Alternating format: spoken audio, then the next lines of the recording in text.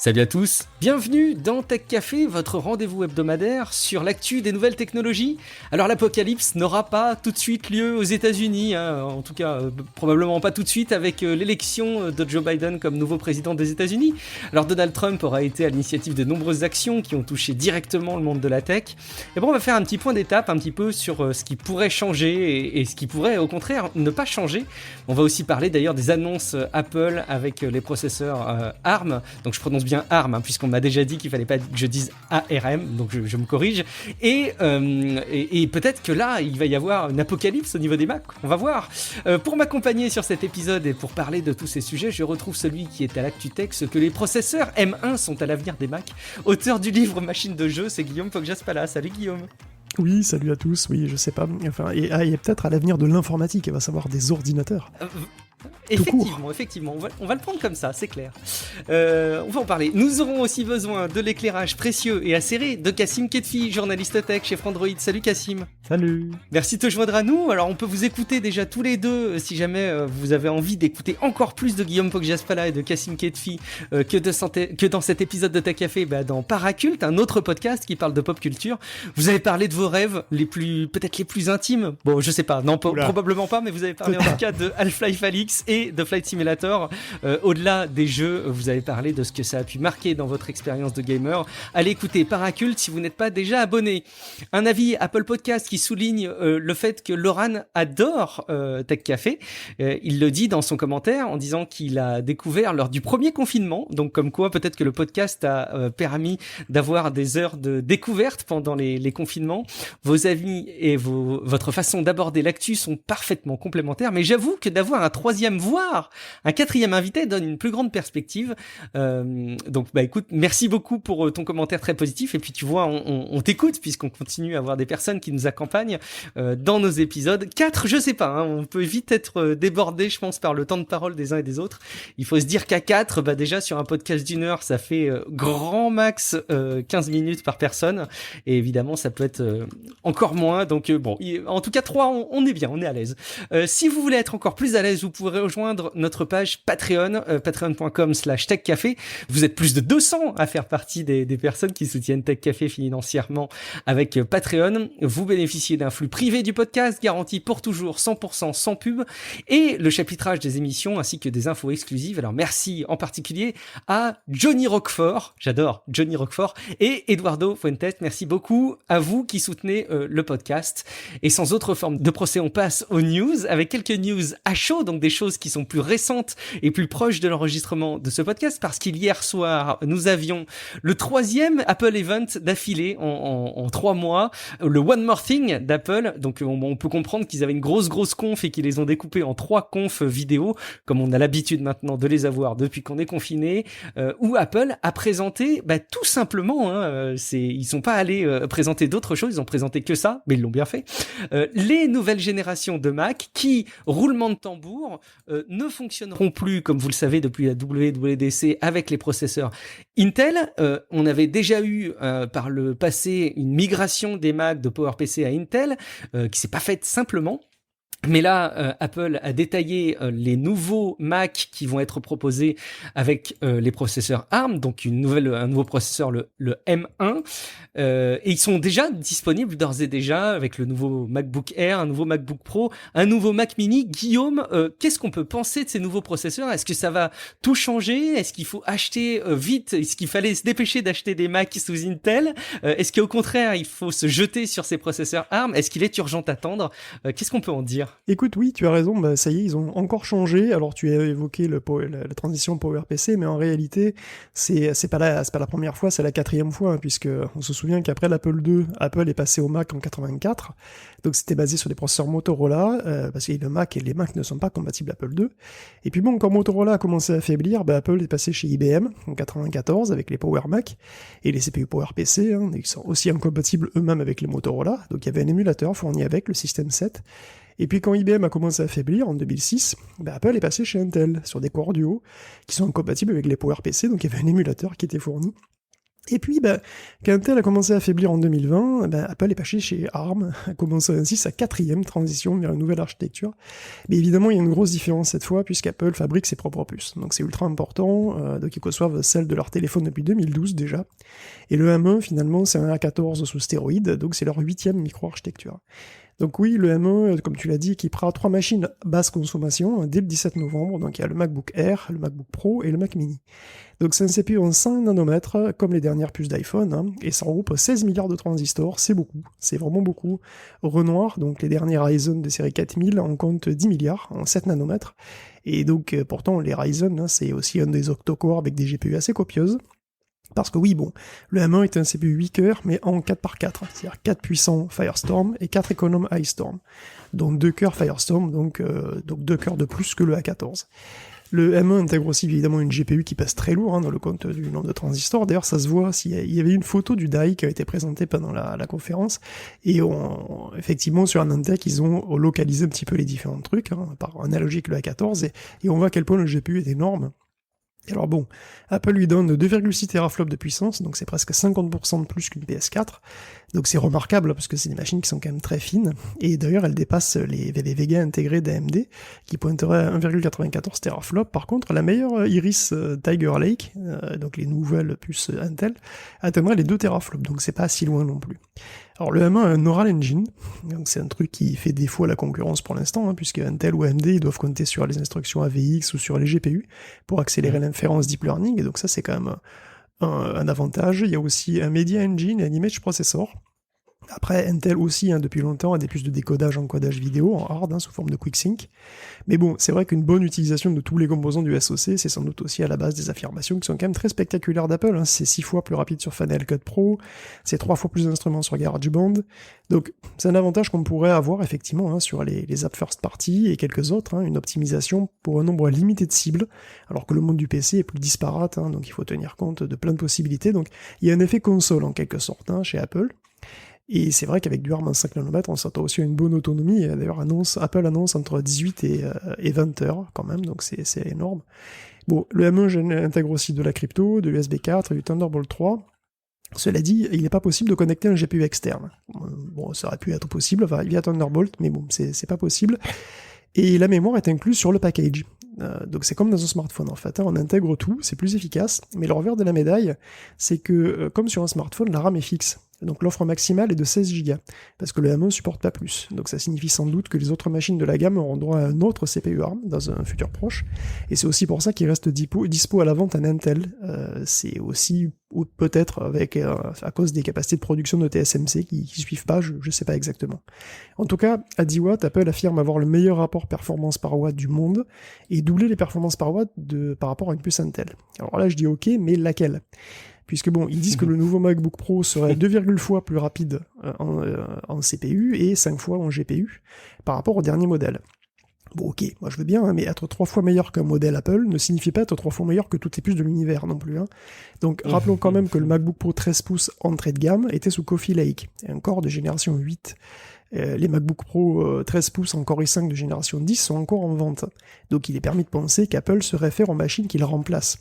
Or, les machines qui remplacent, ils étaient sous Core i5 8275U, et c'est très loin d'être une puce, peut-être en tout cas la puce compatible Intel la plus puissante du marché aujourd'hui, puisque c'est un quadricœur à 1,4 GHz de fréquence de base.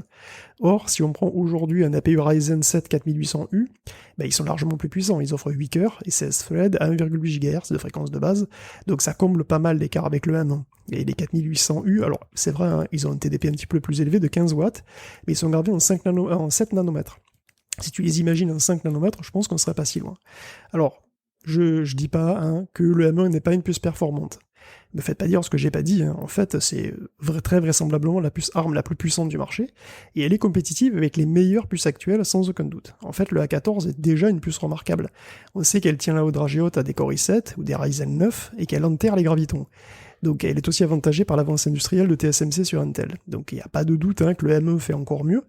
Et la raison de tout ça, fondamentalement, c'est que les puces Apple sont absurdement larges. Donc chaque cœur peut décoder 8 instructions par cycle, et pas moins de 7 unités d'exécution entière et 4 unités en flottante pour les exécuter après. Bon, c'est des unités différenciées, mais quand même. Il y a un reorder buffer de 630 instructions, c'est monstrueux, hein, puisque Willow Cove chez Intel c'est 352.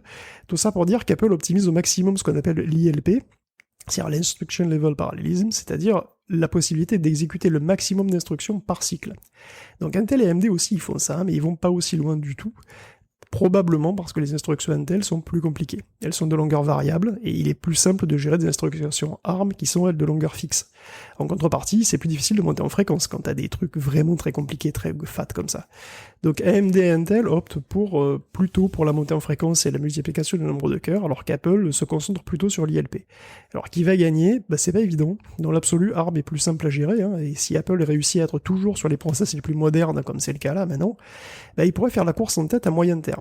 Bon, alors c'est juste que être 10 ou 20% meilleur que la concurrence, c'est déjà super, hein, ça ferait déjà d'eux les leaders de l'industrie, c'est tout à fait plausible en vrai. Par contre, 200% de plus, là à mon avis c'est de la com, hein. Donc à l'absence de point de comparaison clair, moi je me méfierais quand même des annonces chocs comme 3 fois meilleur que la concurrence, voilà c'est tout. Bon, heureusement, les machines sortent bientôt, le 17 novembre, et donc on aura moult occasions de voir des tests indépendants. Et puis bon, il reste beaucoup d'inconnus, hein, en particulier la perte de performance sur l'émulation, qui va concerner tous les programmes, sauf ceux d'Apple et d'Adobe dans un premier temps. Donc, écoute, c'est une transition qui est bonne pour Apple, qui va gagner encore en intégration et en contrôle. C'est bon aussi sans doute pour certains utilisateurs qui veulent que ça marche, quoi, hein, qui veulent un écosystème total, hein, duquel ils auront pas à sortir jamais. Bon, tu sais très bien que perso ça me parle pas trop, hein, je l'ai déjà dit plein de fois, ça m'intéresse pas moi d'avoir affaire toujours à la même méga corpo quoi que je fasse. Moi je suis très content d'avoir des marques différentes pour chacun de mes appareils et de mes périphériques, hein. Donc sans me parler du problème de position dominante que moi je ne vois que s'aggraver avec ce truc là, mais bon, voilà. Je vais pas refaire le laïus liberté versus cache doré, hein. C'est une philosophie qui a des avantages, c'est sûr.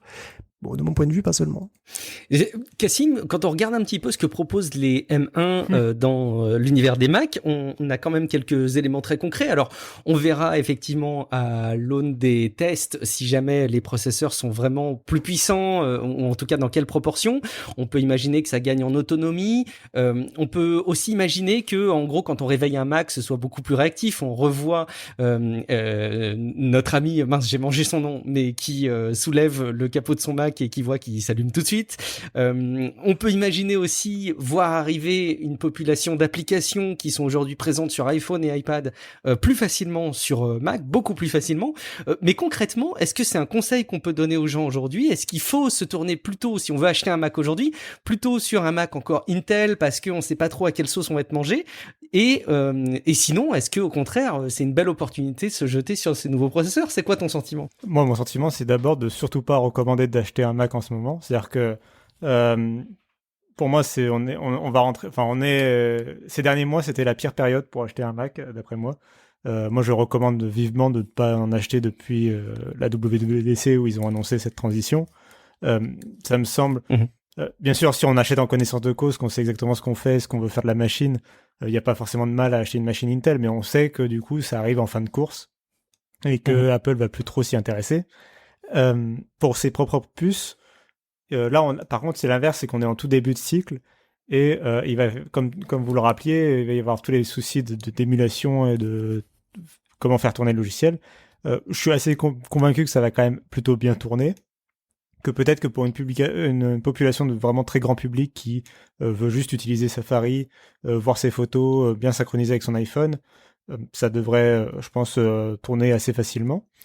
Mais pour une population plus professionnelle, qui a peut-être une utilisation un peu plus poussée de son Mac, là, à mon avis, il va falloir au moins attendre les tests pour vraiment voir à quoi on a affaire. Là, c'est trop tôt, là, aujourd'hui, pour vraiment se décider. Après, comme vous l'avez dit, les machines arrivent tout de suite, donc les tests, ils vont arriver d'ici une semaine, je pense. Donc, on aura déjà au moins une première idée de ce que ça vaut. Et puis, non, mais après, moi, je trouve les machines en soi très intéressantes sur le papier. Bon, Apple, on sent qu'ils révolutionnent pas. Là, pour l'instant, ils n'ont pas révolutionné leur design. C'est-à-dire qu'ils prennent strictement des machines qu'ils avaient déjà en Intel et ils les passent en puce M1 sans rien changer d'autre. Il y a des petits changements à la marge, type l'écran qui change légèrement de de qualité parce qu'ils ont les peut-être touches du clavier. Voilà, les touches du clavier qui sont rétroéclairées, je crois, c'est ça. Enfin, qui sont mieux, qui sont re-améliorées, quoi.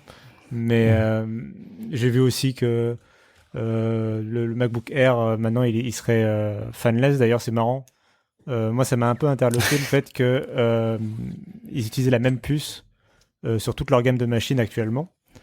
Du coup, le MacBook Air et le MacBook Pro ont en théorie la même performance maximale théorique. Il y a des variantes en termes de cœur graphique, non? Oui, Si j'ai pas de bêtises. Hein. Il y a légères variantes sur le nombre de cœurs graphiques qu'il y a dans la puce, mais globalement, c'est le même processeur. C'est la même puce. Et en fait, la différence de performance viendra du fait que justement, le MacBook Air n'a pas de ventilateur, donc va chauffer, donc va limiter ses performances plus rapidement qu'un MacBook Pro qui aura toujours la ventilation, ou le Mac Mini qui a aussi un système de ventilation. Donc je trouve ça marrant qu'ils fassent la différence vraiment sur la dissipation thermique plus que sur la puce en elle-même. Tout à fait. Je m'attendais à ce que le MacBook Pro... C'était logique pour moi que le Mac Mini et le MacBook Air aient la même puce. Par contre, je pensais que le MacBook Pro, il ferait quelque chose de différent. Soit une puce M1X ou quelque chose comme ça, soit carrément en mettre 2, ou je sais pas, faire quelque chose pour marquer plus fortement la différence de performance. Mais en tout cas, ça va être intéressant de voir dans les mois, années à venir, comment ils font évoluer tout ça. Moi, un des trucs que je suis persuadé qui va arriver, maintenant qu'ils ont la main sur vraiment le process de fabrication de leur PC, c'est j'attends le MacBook SE, qui arrivera, je pense, dans 2 ou 3 ans, et qui sera un MacBook Air comme on l'a eu aujourd'hui, enfin annoncé cette semaine, mais pour 500 ou $600 à mon avis. Ah oui. Comme ils ont fait pour l'Apple Watch, comme ils ont fait pour l'iPhone SE et comme ils ont fait pour l'iPad tout court. En fait. C'est déjà un des arguments du M1, en tout cas c'est ce que nous incite à penser Apple en nous proposant des appareils qui sont un petit peu moins chers que les versions qu'ils avaient juste avant. Ouais. Tout est histoire de proportion, hein, mais en gros les produits qui sont remplacés sont sensiblement moins chers avec les puces M1 que les puces Intel. Je crois qu'en tout cas, en résumé, il y a une question qu'il faut pas se poser. J'ai vu pas mal d'articles passés et de personnes qui s'expriment en disant est-ce que Apple va réussir le passage à ARM là où Microsoft n'a pas réussi à le faire avec Windows. Je pense que c'est vraiment se poser une mauvaise question parce que le panorama de départ, le parc d'appareils de départ n'est pas du tout le même. Apple est évidemment dans un environnement très contrôlé avec macOS et avec ses produits Mac, et c'est évidemment beaucoup plus facile. Un des éléments qu'on peut garder à l'esprit aussi, c'est qu'il n'y aura pas la possibilité d'installer Windows nativement, par contre, sur les Mac avec M1, en tout cas dans un premier temps. Si on veut résumer ça, de toute façon, c'est le fait que le futur d'Apple est dans ARM, alors que le futur de Microsoft, il est divers. Déjà, c'est pas du tout leur seul métier, les machines et Windows en général. Et ensuite, Microsoft pour l'instant privilégie plutôt un aspect où ils veulent justement plutôt ce que Guillaume disait, du AMD, du Intel, du ARM aussi, mais un peu un panel de produits, de solutions différentes et être compatible un peu avec tout. Je pense pas que Microsoft ait vraiment la volonté de passer complètement à ARM. D'ailleurs, c'est clairement pas ce qu'ils veulent faire. Après, à l'inverse, ça joue aussi des tours. Je dis pas ça pour dire genre Microsoft c'est super. C'est à l'inverse. C'est justement Apple va justement réussir sa transition parce qu'ils ont le budget d'investissement c'est leur futur, et à partir du moment où c'est leur futur, ils peuvent mettre tout leur argent dans le développement de ces puces et de ces machines, alors que Microsoft en est encore à se demander alors c'est qui paye le développement de Windows 10 version ARM, quoi? Est-ce que c'est quoi le code? C'est sûr que c'est pas du tout la même philosophie, ça c'est clair. Mais en tout cas, je pense que c'est quelque chose d'historique dans le monde de la tech, comme tu as décrit d'autres moments historiques pour les Mac, en tout cas Guillaume tout à l'heure, et on va le suivre de très très près. Allez, autre élément à chaud, du coup il y aura peut-être un peu moins de choses à détailler, mais comme c'est aussi très récent et ça a été annoncé là en fin d'après-midi, c'est plutôt marquant sur l'aspect logiciel cette fois-ci et non pas sur l'aspect matériel, voire sur l'aspect cloud, parce que Google nous avait habitués avec Google Photos à une solution gratuite qui promettait vraiment des choses assez fantastiques que les concurrents ne proposaient pas pour la gestion des photos. Et il y a une news qui fait un peu tonnerre, Cassim, sur le sujet. Oui, ils ont tout simplement annoncé que c'était la fin des photos illimitées donc sur Google Photos à partir du 1er juin 2021. Toutes les photos qui seront uploadées compteront dans un stockage de 15 gigas. Donc il y aura 15 gigas de stockage gratuit pour les comptes Google, un petit peu comme vous avez toujours quelques gigas gratuits chez iCloud, OneDrive et compagnie. C'est un peu le même principe. Mais du coup, il y aura plus Alors, il y aura toujours le stockage illimité pour les smartphones Pixel, mais pour le reste du monde, c'est-à-dire 99,99% de la population, il y aura plus du coup de stockage illimité sur Google Photos, alors que c'était quand même la promesse de base de ce service, c'est-à-dire quand ils se sont lancés, je vous rappelle, comme un service de Google+. La promesse était de stocker en illimité toutes tes photos depuis le début de ta vie numérique, même en allant vraiment dans le passé, dans le passé avant la création de Google Photos, et de stocker vraiment toute l'intégralité de ta bibliothèque de photos pour mieux chercher dedans, mieux les trier, etc. Ça va disparaître du coup. Ce qui m'intéressera de vérifier dans le temps, c'est l'algorithme de compression légendaire qu'utilise Google pour Google Photos, qui est vraiment extra parce que ça permettait d'économiser pas mal de poids dans les photos stockées sur la version illimitée, tout en conservant une très bonne qualité. J'ai hâte de savoir si cet algorithme va être maintenu, si jamais il continuera à être utilisé, ou si jamais ils vont prendre en compte le stockage des photos haute définition pour tout le monde. Ça me semblerait plus logique, mais on verra les détails en temps et en heure. Bon, c'est effectif en juin 2021, donc on a encore un petit peu de temps. En attendant, d'ici là, on aura pu voir quelles auront été les conséquences de l'élection d'un nouveau président aux États-Unis. Alors non pas qu'on est passionné de politique américaine, quoique ça peut l'être et ça l'a été en particulier cette année. Je pense que ça va continuer à l'être, mais surtout parce que les implications dans la nature dont les États-Unis sont gouvernés a des impacts très très forts sur la tech.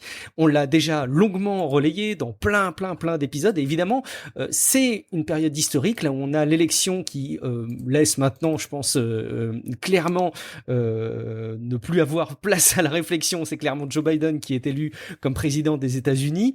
Et ben qu'est-ce que ça change, Guillaume? Tu as fait une petite revue de presse, une petite revue de tout ce que ça peut amener à changer cette élection. Oui, le suspense a été haletant, hein. On a eu les résultats samedi soir pour un vote mercredi, et encore le dépouillement n'était pas terminé. Donc c'est un suspense qui a été prévu par Bernie Sanders, en fait, hein, qui avait déjà évoqué le très grand nombre de votes par correspondance, et donc le mirage rouge que ça allait engendrer. Bien sûr, ça n'a pas raté, hein. Donald s'est vanté d'avoir gagné, quand il était en pleine ascension.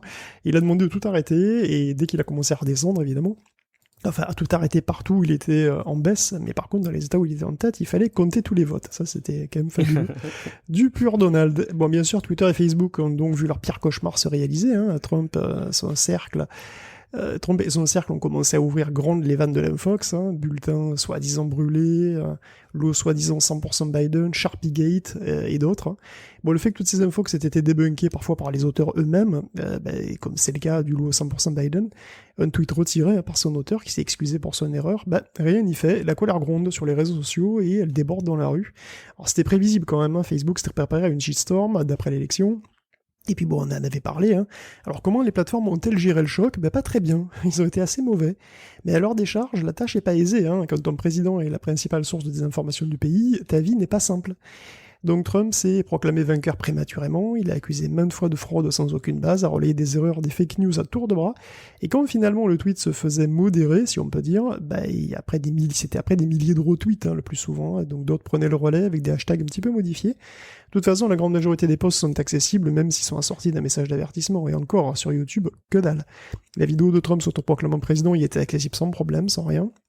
Bon, mais le truc, c'est qu'elle a été aussi diffusée par d'autres grands médias. Et c'est tout à fait vrai, hein, d'ailleurs. Hein, Fox News s'est d'ailleurs révélé étrangement intègre sur ce coup. Hein, le divorce avec Trump semble consommé. La chaîne a coupé la vidéo, s'est tenue au résultat consensuel de la Associated Press et à sa propre couverture. Hein. Et elle a donné Biden gagnant au moment M. Donc voilà, si Fox News se met à être plus fiable que Facebook, mais où va-t-on, quoi? Qu'est-ce qui peut se passer? Parce que c'est peu de dire que les réseaux ont été dépassés. Hein. La modération en anglais est assez molle. À deux vitesses, hein, Rudy Giuliani semble pas trop frappé par les labels, et dans les autres langues, c'est quasi inexistant. En français et en espagnol, toutes les vidéos d'influenceurs pro-Trump sont visibles sans aucun filtre. Et parlons pas de la vidéo directe, hein, qui est toujours un challenge, apparemment, ça a pas beaucoup changé. Pourtant, c'est pas la première fois. En 2016, elles avaient été largement mises en cause aussi, c'était à cause à l'époque d'un gros problème d'ingérence étrangère. Alors qu'un le problème là, il n'a pas la même ampleur cette fois-ci. Facebook a réussi à le contenir, c'est une bonne nouvelle. Bon, la mauvaise nouvelle, c'est qu'il n'y a plus vraiment besoin d'influence extérieure pour mettre le why. La Maison-Blanche est la première source d'informations fallacieuses. Les mass médias les ont relayés religieusement pendant 4 ans. Les réseaux sociaux ont accéléré et amplifié l'ensemble pour faire bonne mesure. Donc Twitter ayant servi de canal de propagande privilégié pendant tout le mandat. Donc le problème de cette élection, c'est que c'est des problèmes un peu différents de ceux de 2016. Ce serait pas marrant sinon. Donc même si l'élection est derrière nous, les problèmes, eux, sont devant. C'est-à-dire que Trump est toujours président pour encore 2 mois. Il peut continuer à faire feu de tout bois et exciter ses partisans les plus extrêmes. Facebook a déjà viré le groupe Stop the Steal pour incitation à la violence, et QAnon est déjà bien enraciné aux États-Unis, donc c'est quand même 2 mois qui vont être très dangereux. Les plateformes le savent.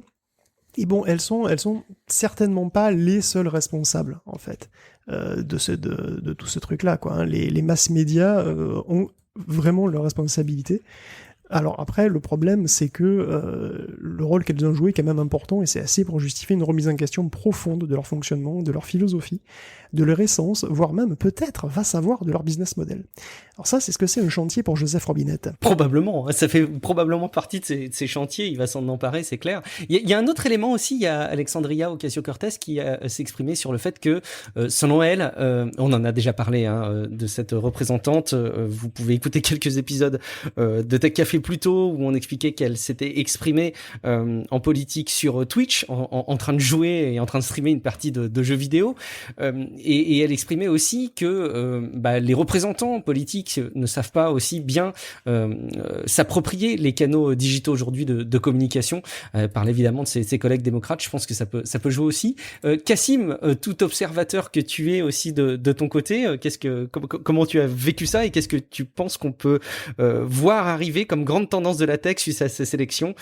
Comme toujours, ta sempiternelle boule de cristal a-t-elle été éprouvée sur ce sujet? Je dirais que une des choses qu'on a peut-être moins retenu, qui était moins importante, mais que je trouvais rigolote, c'est la façon dont on a beaucoup plus suivi en France et ailleurs le décompte et les résultats de cette élection, et le fait que du coup on avait beaucoup d'infographies, beaucoup de travail des sites de presse pour afficher les décomptes en temps réel, afficher vraiment, faire comprendre chaque information, chaque morceau de l'élection, parce qu'en plus les élections américaines, c'est une institution, c'est assez complexe à comprendre. Je parle même pas de la simple élection présidentielle, mais le fait qu'en plus eux ils votent en même temps pour des lois et pour un congrès et pour un sénat dans certains cas, et il y a beaucoup d'élections en même temps. C'est pas du tout qu'un simple bulletin en gros. Donc il faut donner des résultats pour toutes ces branches un peu d'élections.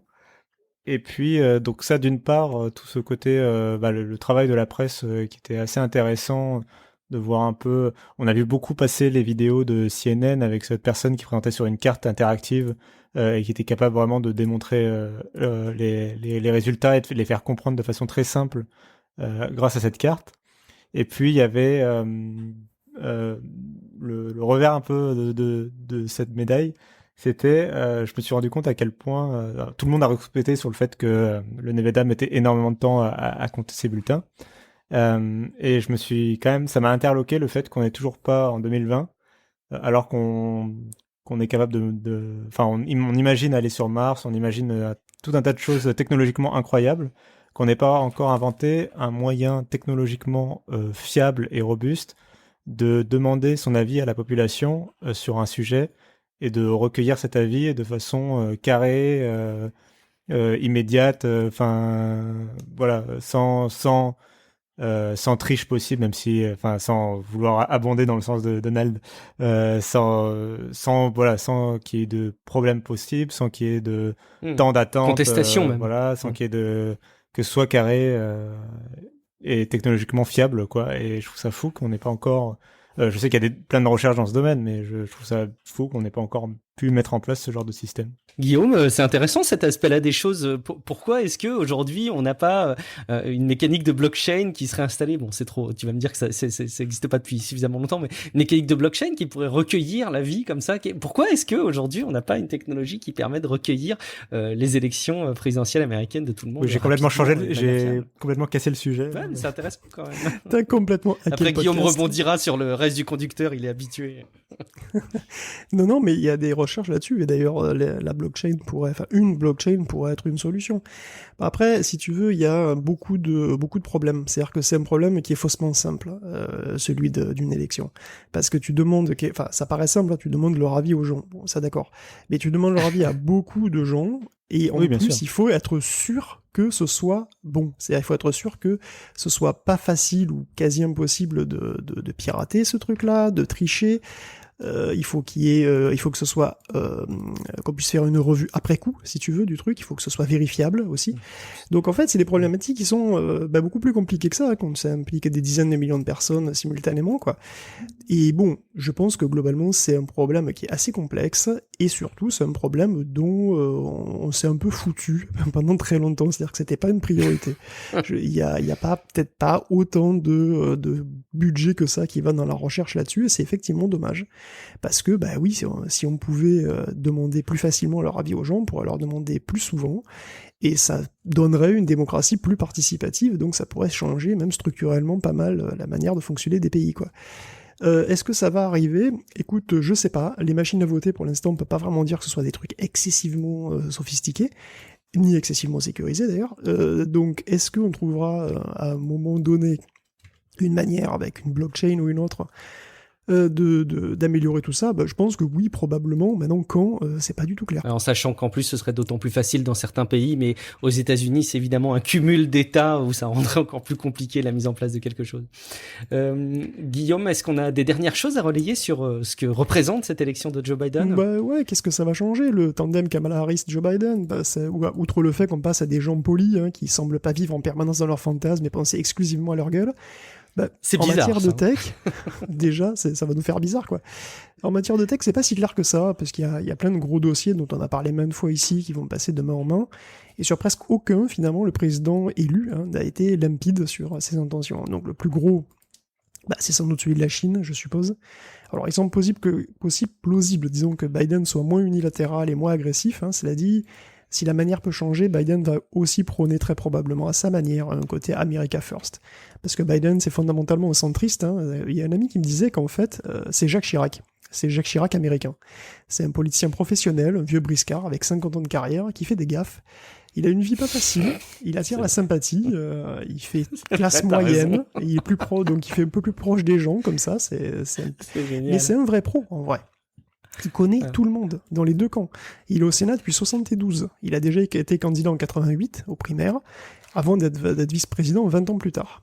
De ce côté-là, en fait, c'est peut-être même le président idéal pour ce mandat, parce que c'est un mec qui a l'habitude de négocier. Il a l'art du compromis, et ça va lui être utile. Ça va lui être utile chez lui déjà, parce qu'il faut qu'il réunisse tous les bouts du Parti démocrate, y compris les plus à gauche, comme Warren et Sanders. Et puis pour gouverner avec des républicains qui sont pas forcément tous hostiles d'ailleurs, mais qui sont certainement pas tous coopératifs. Et il faut pas oublier d'ailleurs les 70 millions d'électeurs de Trump. Et évidemment, à l'international. Donc la Chine, ça va pas devenir soudain un allié. Elle va pas abandonner ses plans hégémoniques pour le sourire ultra bright de Joe. Donc il pourrait réussir à arracher des accords moins destructeurs pour les deux camps, tout en maintenant une certaine fermeté. Les taxes, les règles peuvent changer, mais la philosophie protectionniste globale, je pense qu'elle va pas changer. En fait, rien ne sera plus jamais comme avant. Donc Huawei, à mon avis, va rester exclu des cœurs de réseau 5G, des infrastructures, plus généralement.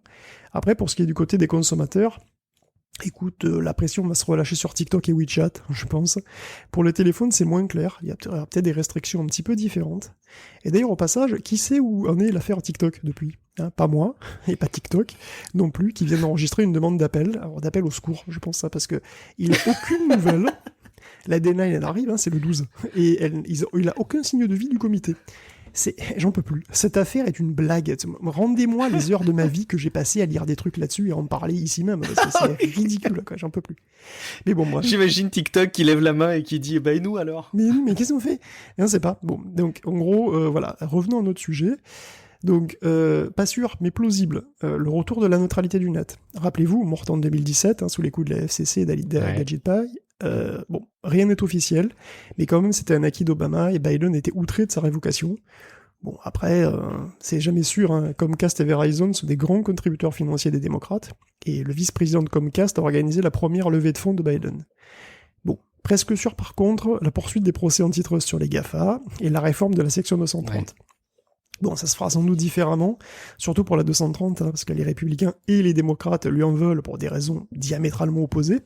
Et Biden a souffert personnellement en fait de la politique de Zuckerberg sur la pub politique, donc il est quasi certain qu'il poussera pour des réformes qui changent le mode de fonctionnement des plateformes. Infox, discours haineux, bon là, je pense que les plateformes vont devoir se débrouiller pour faire beaucoup plus de ménage qu'auparavant. Il a déjà évoqué d'ailleurs que les plateformes qui laisseraient délibérément des contenus qu'elles savent faux puissent perdre la protection de la 230, et rien que ça changerait tout déjà. Et d'ailleurs ça concernera aussi les nouvelles plateformes. Tu sais, les plateformes qui sont non biaisées, comme Parler, par exemple. Parler, c'est le Twitter de droite, comme l'appellent certains. Ben, il va être confronté au principe de réalité et à ce genre de truc exactement pareil que tous les autres. Donc pour le volet antitrust, Biden n'est pas partisan de démantèlement, on le sait, mais le code de la concurrence pourrait être modifié ou en tout cas mieux appliqué. Parce que tu sais, des fois, appliquer les lois qui existent déjà, ça peut suffire. Et bon, il est aussi envisageable qu'il pousse une loi fédérale sur la protection des données, comme une sorte de RGPD ou le CCPA, la loi californienne. Bon, c'est plus probable qu'avec Trump, en tout cas, mais c'est pas sûr du tout, parce que, voilà, ce qui est magique avec les hommes politiques qui sont là depuis des lustres, c'est qu'il y a toujours du passif. Et en tant que sénateur, il avait poussé une loi qui facilitait la surveillance policière via les réseaux. Bon, il y a une promesse de campagne qui était d'investir 20 milliards de dollars pour réduire la fracture numérique, dans les zones rurales. C'est une fracture que le Covid avait rendue douloureuse, Et pour une fois, c'est un terrain commun aux républicains et aux démocrates. Donc voilà, c'est le seul truc qui est à peu près certain, disons. Cassim, si jamais tu devais définir, toi, le truc dans le monde de la tech sur lequel Joe Biden, il te décevrait. Alors bon, on parle un peu comme si on était des Américains. Non, évidemment, on regarde ça en tant qu'observateur étranger. Mais toi, dans le monde de la tech, sur les influences sur lesquelles il peut avoir la main de par ses orientations, est-ce qu'il y a quelque chose qui, toi, te décevrait si tu voyais pas des choses arriver avec une présidence Biden? Décevoir, c'est un peu fort parce qu'en plus pour décevoir faut espérer, tu vois, c'est à la base c'est non mais le cynisme. Non mais disons Biden c'est pas le plus radical comme on l'a dit, comme vous l'avez présenté comme centriste, c'est pas le plus tu vois, il est pas là pour renverser la table quoi non plus, donc oui, les démocrates là-bas c'est pas la gauche chez nous, c'est difficile. C'est ça d'ailleurs a aussi on en parlait explique beaucoup que maintenant maintenant que c'est fait, il va falloir essayer de tirer la présidence plutôt vers la gauche dans son cas, pour espérer faire passer de la nouvelle législation un peu plus radicale et un peu plus progressiste que ce que promettait potentiellement Biden, quoi. Sur la tech en elle-même, là comme ça, je pense à Huawei. Est-ce que Huawei va retrouver le Google Play Store? Je sais pas si c'est vraiment quelque chose qu'il faut espérer. Enfin, j'ai pas spécifiquement d'intérêt pour Huawei plus qu'un autre, donc c'est pas incroyable quoi, mais voilà. Mais c'est peut-être le truc là, vous parliez de TikTok, c'est peut-être le truc à moyen terme. J'aimerais bien savoir ce qui va se passer vis-à-vis de la Chine, comment vont réagir désormais les États-Unis vis-à-vis de la Chine, c'est peut-être le truc. Mais j'ai pas je m'attends pas à ce que d'un coup ils démantèlent les GAFAM ou qu'ils fassent passer des trucs comme le RGPD en version américaine ou des trucs incroyables pour la vie privée ou quoi. Disons qu'à minimum, on va au moins arrêter de le côté clownerie de chaque semaine, de découvrir. Je pense et je pense que c'est les Américains en priorité qui vont qui vont le ressentir. Ça va être la fin un peu de cette folie permanente et le retour au calme, le retour à la normalité. Vous le compariez avec Chirac, moi je l'aurais comparé plutôt avec l'élection de François Hollande avec le président normal. C'est plutôt ça où d'un coup il y a beaucoup de gens qui vont à mon avis souffler de il se passe rien aujourd'hui, notre président n'a pas fait le fou sur Twitter. Ça va décevoir. Oui, effectivement, dans le contraste que ça pouvait représenter avec son prédécesseur en plus. C'est intéressant. Moi, je te rejoins en tout cas sur cet élément sur lequel je trouve qu'il y aurait un marqueur fort à poser et qui montrerait que, en fait, c'est là aussi où on pourrait mesurer les éléments de fondement, parce qu'on pourrait très bien imaginer qu'ayant accès à des dossiers un peu classés secrets, jamais dans le monde de la tech, ils maintiennent aussi fortement ce qui avait commencé à être initié par Donald Trump. Si jamais les raisons des bannissements des technologies chinoises, de tels embargos, sont motivés par des problématiques de sécurité, il y a plein de bonnes raisons de penser que Joe Biden va les maintenir. Si jamais c'était des artifices, ce serait d'autant plus logique d'assouplir un peu les choses. Alors ça changera probablement rien sur les plans de la tech de la Chine à long terme, puisque maintenant on peut se mettre à leur place. Ils ont commencé à initier des mouvements d'adaptation qui seront longs, et je pense qu'ils vont pas les abandonner parce que soudainement un président serait un peu plus tolérant avec des fonctionnements à l'international de leur technologie. Ils peuvent très bien se dire qu'à l'avenir il pourrait à nouveau y avoir un président très protectionniste. Ils peuvent se dire aussi qu'ils ont tout intérêt à développer certains éléments de la chaîne de la technologie. Donc, la Chine changera probablement pas ses plans qu'ils ont commencé à dessiner, mais ce serait intéressant de voir la position des États-Unis par rapport à tout ça. Et ce serait intéressant aussi de voir les autres acteurs partenaires commerciaux, le Royaume-Uni, comment va se positionner l'Europe sur les technologies chinoises à l'aune de cette nouvelle politique. Donc tout ça, on va le suivre ensemble, ça s'avère passionnant. On va terminer notre quart d'heure américain avec les véhicules aux États-Unis. On a quelques infos intéressantes puisqu'on parlait des résultats financiers dans les derniers épisodes de Ta Café, mais on a aussi quelques infos du côté d'Uber, Guillaume. Ouais, il y a des hauts et des bas pour Uber, hein, donc la pandémie massacre littéralement son activité de taxi, hein, il y a 53% de chiffre d'affaires en moins, pendant que les livraisons à domicile, c'est le maintien tant bien que mal à flot, puisqu'il y a 125% de croissance, donc au total on a 18% de baisse, ça aurait pu être pire, d'autant qu'Uber sort victorieux de son bras de fer avec l'État de Californie qui avait eu l'étrange idée d'essayer de protéger les chauffeurs, Uber et Lyft d'ailleurs, Quelle idée. Ou tout autre employé de ce type. Non, pardon, excusez-moi, on dit pas employé, on dit collaborateur maintenant, je pense. Car souvenez-vous, la Californie avait réformé son droit du travail l'an dernier pour requalifier les chauffeurs Uber en particulier, mais pas seulement, en employés. Considérant que selon les critères en vigueur, ils avaient toute la dépendance vis-à-vis d'Uber qu'un employé sans en avoir aucune protection. Alors bien sûr, ça aurait changé fondamentalement l'essence même d'Uber, c'est un jeu de mots involontaire. Alors en parallèle de l'élection présidentielle, hein, qui a eu donc légitimement toute la lumière, il y avait aussi en Californie un vote pour la proposition 22. En fait, ni plus ni moins qu'exempter Uber et Lyft du droit du travail. Presque. Les chauffeurs auront droit à une assurance santé limitée et un salaire minimum, mais ils resteront toujours des indépendants, supportant toutes les dépenses pour leur véhicule, leur assurance, pas de possibilité de se syndiquer, pas de congé, etc. Sans compter que le salaire minimum est calculé uniquement sur le temps de conduite, et pas sur celui passé entre les courses, donc au total ça fait bien maigre. Il y a une étude qui parle de 15$ de l'heure, qui baisserait jusqu'à 5,61 tout compte fait. Et vous savez quoi ? La proposition 22, elle est passée comme une lettre à la poste. 68% de suffrage. Il faut dire que les acteurs de la gig economy, hein, comme on l'appelle, n'ont pas mégoté, 204 millions de dollars en communication, en pub électorale, etc. C'est la campagne de ce type la plus coûteuse de l'histoire de l'État, et il y a un rapport de 1 à 10 vis-à-vis de la campagne de leur adversaire. Donc cette loi pourrait faire des émules dans tout le pays, et définitivement ancrer le travail précaire comme nouvelle norme. Ou peut-être pas, et oui, puisque la prochaine étape pour Uber et Lyft, ce serait de faire un autre trou dans une autre loi, la loi fédérale, celle-ci, qui aurait donc, s'il y a une autre loi fédérale qui définit la relation employeur-employé, c'est la Fair Labor Standards Act. Une administration Biden sera peut-être moins coopérative sur ce plan-là. En tout cas, c'est évidemment toute l'aile gauche du parti l'appelle à ça. Il faudra des années pour répondre à cette question, mais là encore, on peut espérer. Bon, tu complètes bien le panorama qui pourrait se dessiner pour le monde de la tech, et en l'occurrence pour la livraison, comme ça, enfin la mobilité. Un petit mot aussi sur le futur des véhicules, alors pas sous l'angle des services, mais vraiment sous l'angle matériel. Cette fois-ci, on parle des véhicules du coup électriques qui se basent bien nécessairement sur des batteries. Il va peut-être falloir aller plus loin à l'avenir, Guillaume, et envisager plus que d'avoir une batterie traditionnelle dans sa voiture. Oui, c'est même mieux que ça en fait. Et si la batterie du futur, c'était plus de batterie du tout. Parce que bon, déjà on cherche à intégrer au mieux les packs de batterie pour qu'elles servent à quelque chose, à autre chose que juste stocker de l'énergie et alourdir le véhicule. Donc dans les Tesla, les batteries sont intégrées au châssis et elles renforcent l'ensemble. Elles ont aussi une fonction mécanique, si tu veux. Mais à l'Imperial College ou l'université de Chalmers en Suède, on va beaucoup plus loin. Pourquoi ne pas construire des voitures en batterie ? Donc en gros, le châssis de la voiture serait la batterie elle-même. Alors bien sûr, c'est pas trop l'image qu'on a de la batterie, c'est plutôt une sorte de sandwich mou qu'on met dans une pile ou dans un pack carré, autour duquel on met une carte mère en général, une batterie.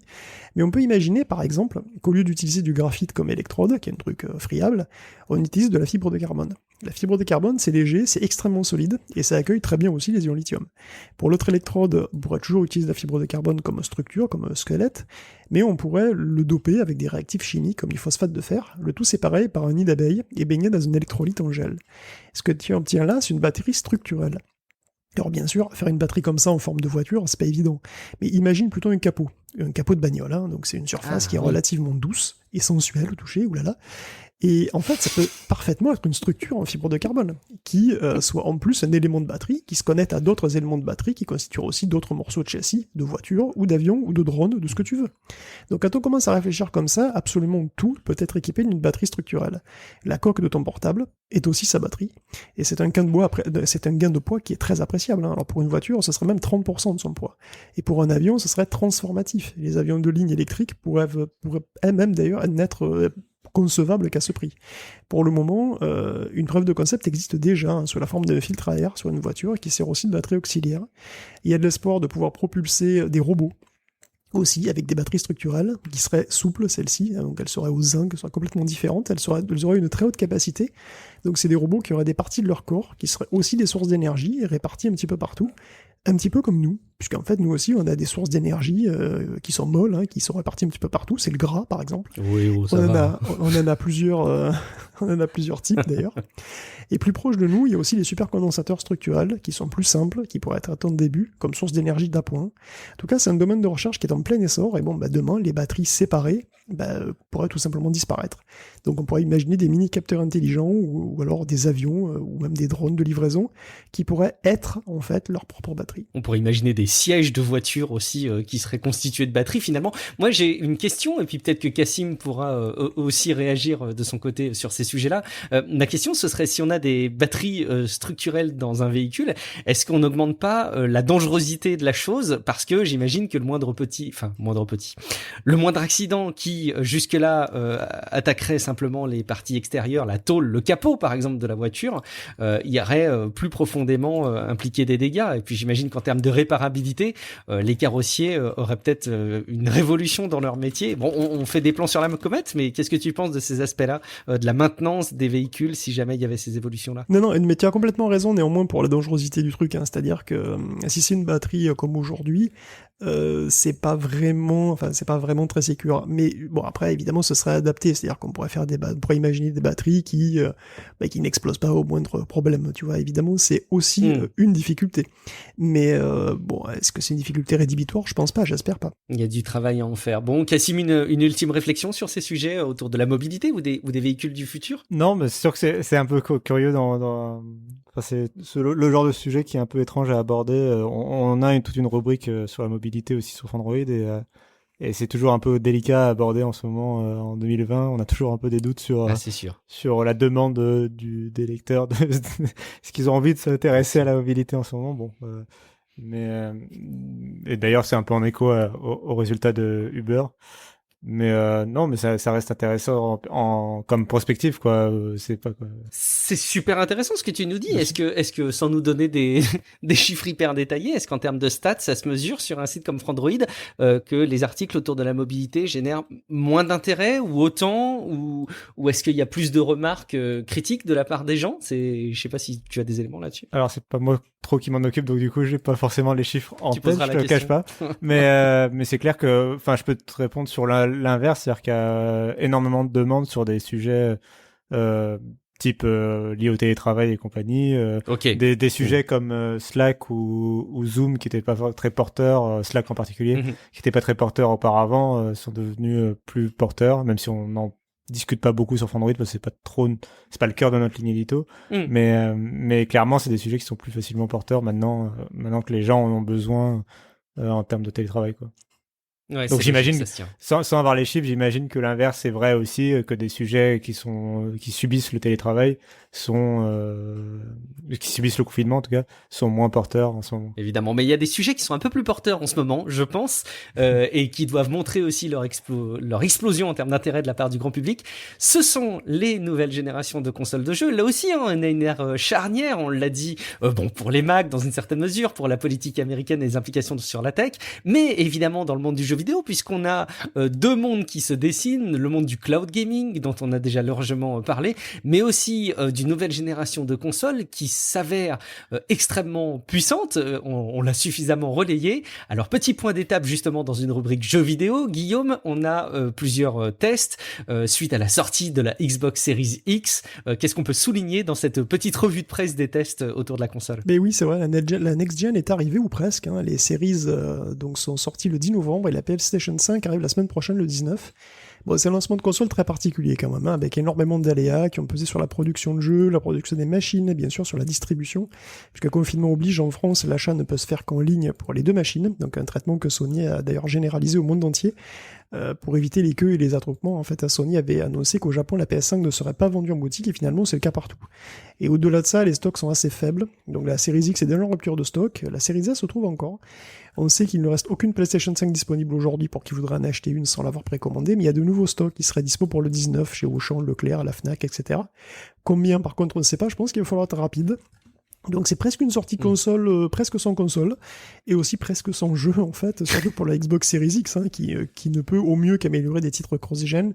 Donc t'as du 60 Hz dans Assassin's Creed Valhalla, t'as des meilleurs reflets dans Watch Dogs ou Legion ou Gears 5, la fonction Quick Resume, t'as des temps de chargement moins longs aussi, hein, mais c'est pour l'instant les seuls aspects next-gen, la console est lourdement sous-exploitée, et Gamergen d'ailleurs un titre que je trouve assez marrant, la Series X c'est une Lamborghini qui attend que la porte du circuit soit ouverte. Mais en attendant, c'est vrai que... c'est formidable. Et ouais, en attendant, elle fait de l'autoroute, pépère. Donc c'est le cas aussi de la PlayStation 5, hein. Mais au moins elle a quelques exclus un petit peu sexy quand même, puisqu'elle a Astrobo, qui était la nouvelle, la démo de nouvelles possibilités de la manette, du son 3D. Il y a Demon's Soul pour épater la galerie quand même, avec son niveau de détail. Il y a Godfall, Sackboy et Miles Morales avec son ray tracing. Et surtout peut-être ces temps de chargement inexistants, puisque 2 secondes sont suffisants pour charger un jeu, pour faire un fast travel dans Miles Morales. Donc là on touche vraiment du doigt le SSD qui est bien exploité, et c'est très convaincant en fait. Bon, faute de jeu optimisé, la Xbox, qui a pourtant le même potentiel, doit se contenter de temps de chargement qui sont à peu près divisés par 2 en moyenne, alors c'est appréciable, mais passer d'1 minute à 30 secondes sur Assassin's Creed Odyssey, ou de 1 minute 30 à 52 secondes sur Red Dead 2, c'est quand même moins spectaculaire. Donc les tests qui sont désormais donc délivrés de leur NDA, sont positifs pour les deux machines, hein. Elles sont silencieuses, chauffent peu, le SSD change la vie, et les jeux tournent très bien, hein, avec des à côté sympas, donc, hein, comme ce Quick Resume ou le Picture in Pictures aussi de la PlayStation 5. Donc ce sont de bonnes machines, qui ont encore énormément sous la pédale, hein, et qui devront attendre des mois avant de faire la démonstration de leur puissance, puisque The Medium a été repoussé l'année prochaine, Halo Infinite va de Carib dans ce qu'il a, ou de Charib dans ce qu'il a, j'ai jamais su, puisqu'elle a encore perdu son directeur, hein, et bon, premier trimestre 2021 au mieux pour Ratchet Clank et GT7, le second trimestre pour Horizon Forbidden West et God of War, le second semestre même d'ailleurs. Bon, tout ça sans compter les reports qui sont plutôt fréquents en ce moment. Donc en fait, les joueurs consoles en ce moment ressentent la même chose que les joueurs PC qui viennent d'upgrader leur matos. Bon bah écoute, c'est déjà ça. On va en profiter parce que Cassim, toi tu l'as, ta Xbox Series X, tu l'as eu entre les mains quand même. J'imagine, non? C'est la tienne ou c'est une de la rédaction? Mais en tout cas, c'est quoi ton sentiment? C'est quoi tes dernières impressions autour de la console? Vous avez tout très très bien résumé. Oui, j'ai les deux consoles par la rédaction pour l'instant. J'attends la mienne est sans nouvelles. Je n'ai pas de nouvelles de la mienne que j'ai achetée avec mon propre argent. Donc au moins j'ai les deux consoles en attendant. Enfin les deux consoles, j'ai les deux Xbox en fait. J'ai pas la PlayStation Okay. C'est ma collègue Melinda qui l'a testé parce que tout est arrivé en même temps. On avait une semaine pour tout tester, enfin une ou deux semaines pour tout tester sur les machines. C'était un peu compliqué, voilà, de tout faire pour une seule personne. Donc on s'est répartis. Et puis c'était intéressant de vouloir tester un peu chaque philosophie et chaque écosystème différent, sans forcément les comparer directement. Mais vous avez tout très bien résumé. La Xbox, pour l'instant, elle a pas de jeu. En plus, ce qui renforce ce sentiment de lancement qui plonge pas dans la next-gen côté Xbox, c'est le fait que l'interface soit la même et la manette ne change pas beaucoup, alors que la PlayStation 5 est dotée, enfin l'interface logicielle a complètement été revue et la manette change complètement. Donc forcément, même si elle avait pas eu de jeu, finalement la PlayStation 5 donnait un petit peu ce sentiment de next-gen déjà, rien qu'avec Astrobot et rien qu'avec avec sa nouvelle manette et sa nouvelle interface. Quoi qu'il en soit, Sony a clairement un catalogue qui est beaucoup plus fourni et plus fort pour cette première année. Ils se sont assurés d'avoir un sacré catalogue. Donc je trouve vraiment que Sony a mieux maîtrisé son lancement d'une manière générale. Après, sur les consoles en elles-mêmes, moi, le design de la PlayStation 5, je trouve qu'il c'est là où il y a eu un vrai point faible de la part de Sony. Mais moi, je l'encaisse pas non plus. Hein. Non, mais il est vraiment trop gros, quoi. C'est vraiment trop gros. Il aurait pu être plus gros d'après son designer, hein, les premières réflexions. Apparemment, une console encore plus grosse. Je ne vois pas comment ça aurait pu être possible. Les ingénieurs ont dit non, tu m'étonnes. Là, pour le coup, c'est vraiment, pour moi, il y a une double prouesse de Microsoft. C'est sur le produit en lui-même purement matériel. C'est à la fois plus puissant et moins volumineux. C'est parfaitement refroidi. Enfin, pour moi, c'est magistral en termes de réalisation. Silencieux a priori. Hein. C'est complètement silencieux. Je l'ai jamais entendu. C'est complètement, je trouve ça complètement magistral vraiment en termes de réalisation d'un produit aussi puissant en plus, parce que c'est quand même vraiment un PC. Moi, je tendance à dire que c'est un PC haut de gamme en termes de caractéristiques qu'on retrouve à l'intérieur, et pour un volume qui est très réduit pour 500 €, quoi. Donc c'est quand même très impressionnant en termes de produit. Et puis cet écosystème logiciel qui est complètement maîtrisé, où t'as ton application smartphone qui est parfaitement synchronisée. Tes jeux dont les sauvegardes sont synchronisés tout le temps dans le cloud, et tu peux les retrouver aussi bien sur PC que sur ton smartphone avec le cloud, que sur ta console, et tout ça communique parfaitement, jusqu'à l'abonnement Game Pass qui là aussi fonctionne parfaitement. On a vraiment ce sentiment d'un écosystème parfaitement travaillé côté gaming chez Microsoft.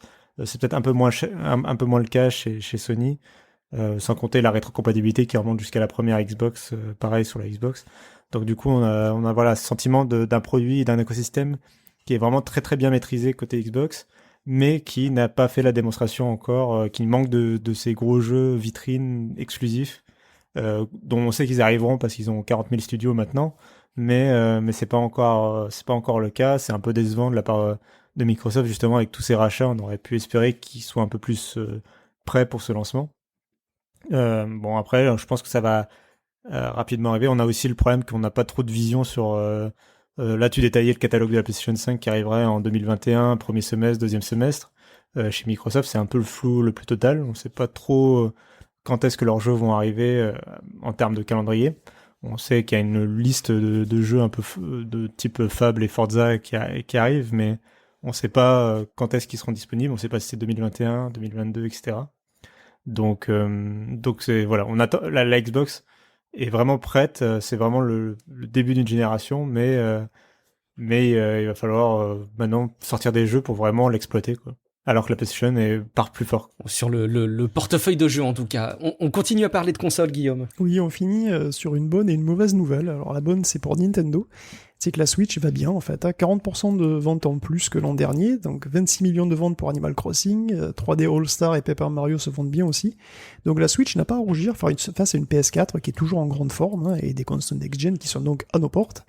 Mais si la pandémie a plutôt profité aux jeux sur Switch, elle a été malheureusement fatale aux salles d'arcade. Hein. Sega s'attend à des pertes extraordinaires, et la holding Sega Sammy a vendu plus de 85,1% de Sega Entertainment, donc la division arcade, à Genda. Donc Genda est spécialisé dans les machines de divertissement, tu sais, les cranes, là, les trucs, les machines où tu as des pinces, par exemple, pour choper des trucs trucs de fête foraine, à peu près.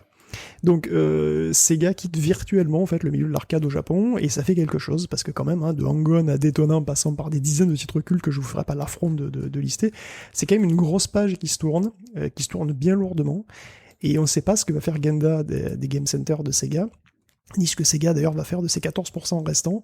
Est-ce qu'ils vont faire du fog gaming, comme ça a été nébuleusement évoqué il y a quelques mois? Aucune idée, mais bon voilà, c'est quand même une nouvelle un petit peu tristounette. Absolument. Allez, on va terminer cette rubrique jeux vidéo, justement. Je voudrais bien vous avez 15 secondes max chacun pour recommander une console en next-gen entre la Xbox Series X et la PS5, alors basée sur ce qu'on a pu consulter et pas forcément sur une expérience personnelle, puisqu'on n'a pas la chance d'avoir une PS5 en main pour comparer, en tout cas Guillaume, pas de Xbox Series X non plus, mais en gros, laquelle vous recommanderiez et pourquoi? Je vous donne 15 secondes chacun. Cassim, Xbox Series X ou PS5 au pied du sapin? Oula, dans un monde parfait, je dirais la PlayStation 5 tout de suite. Si vous devez l'acheter tout de suite, et dans un premier temps, ce serait la PlayStation 5, parce que meilleur catalogue de lancement, et une console dans laquelle on a complètement confiance, parce que Sony a démontré sur la PlayStation 4 qu'ils étaient capables de sortir plein de grands jeux. Donc clairement la PlayStation 5. Mais moi, à titre personnel, j'ai plutôt pris en priorité la Xbox. Parce que je suis abonné au Game Pass. Oui, c'est un argument de poids, effectivement. Bon, Guillaume. En 15 secondes, c'est ça?